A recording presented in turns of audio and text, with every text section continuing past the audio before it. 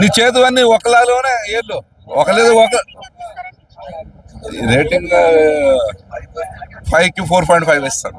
Right right thank you అండి.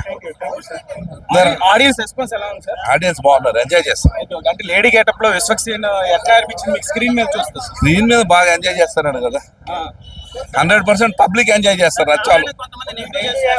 ఇంకా ఏ negative లేదండి. రేపు చూడండి సినిమా, ఈ రోజు అయిపోయింది, రేపటి నుండి చాలా ఈ ఎంజాయ్ చేసే సినిమాలు రావడం లేదు కదా అసలు ఇప్పుడు. మెగాస్టార్ చిరంజీవి గారు సపోర్ట్ చేయడం ఎలా? చిరంజీవి గారు మాకు 20 సంవత్సరాల నుండి సపోర్ట్ చేస్తారు, అట్లేం లేదు.